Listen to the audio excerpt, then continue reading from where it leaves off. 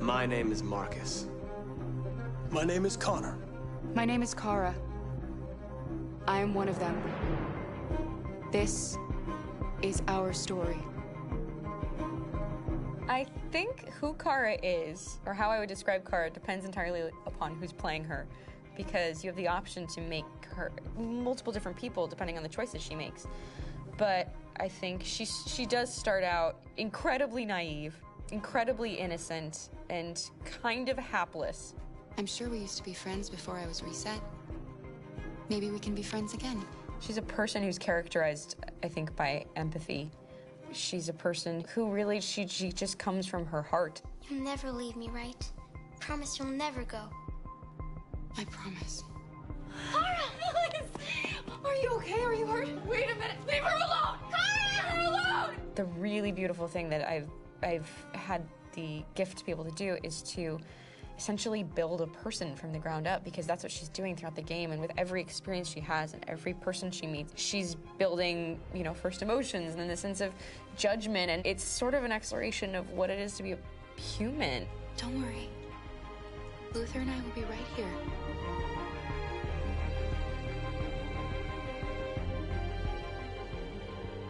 David and the creators have painted a really intriguing and engaging picture of a near future where we rely upon androids for a lot of our service class business, the class that serves us, that helps us, that handles our baristas and our drivers and our housemaids. And what is humanity, where we tap into it, how and why we treat each other the way that we do.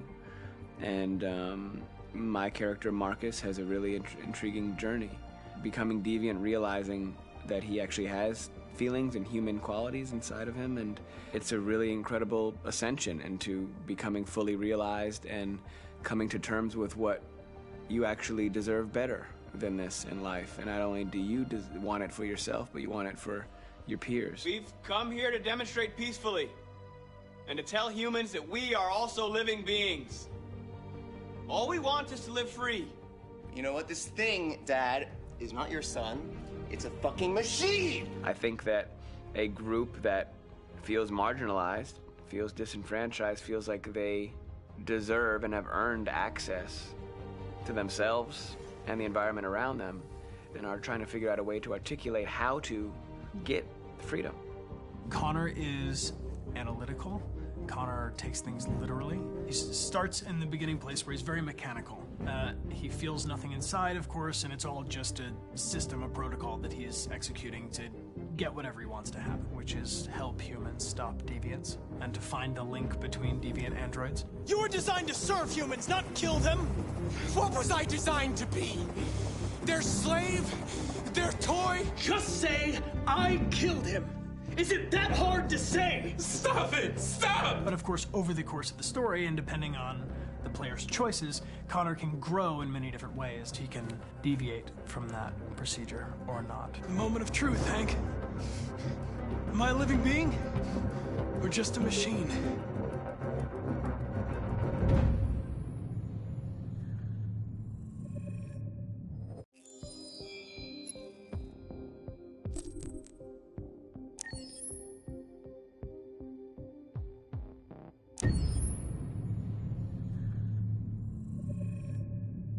Game after game, we try to challenge ourselves. For Detroit, we wanted to, first of all, to write a story that would be incredibly bending, which means the most non-linear story that we've ever created.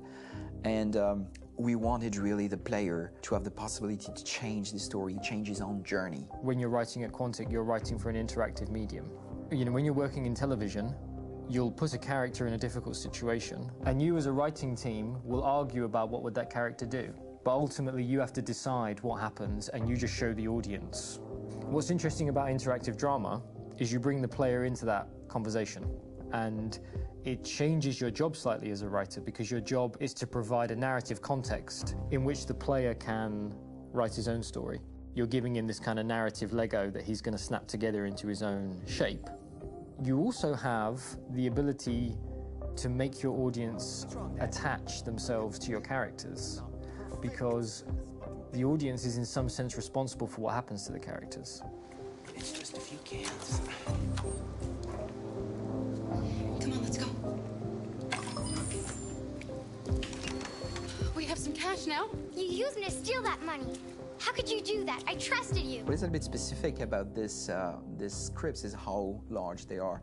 If you take a film script, there are about 100 pages, but here we have to deal with a script that is between 4,000 and 5,000 pages. Everything becomes bigger because we don't just tell one story, but we tell all the possible stories that can be told within this narrative space.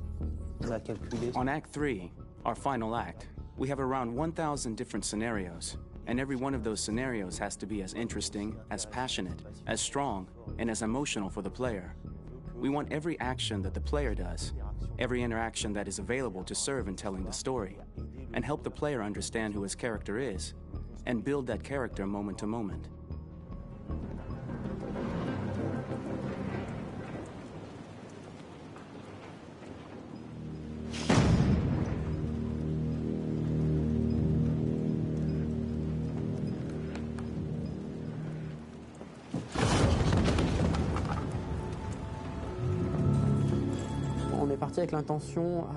We started with the intention pretty early on that we would never lie to the player.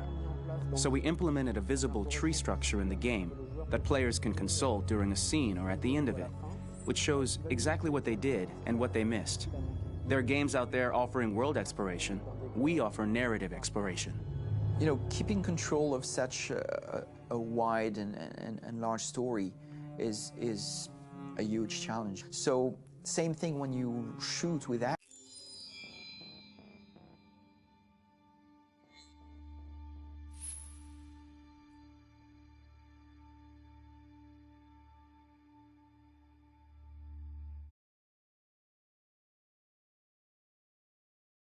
То есть, я подумала, может, вам интересно?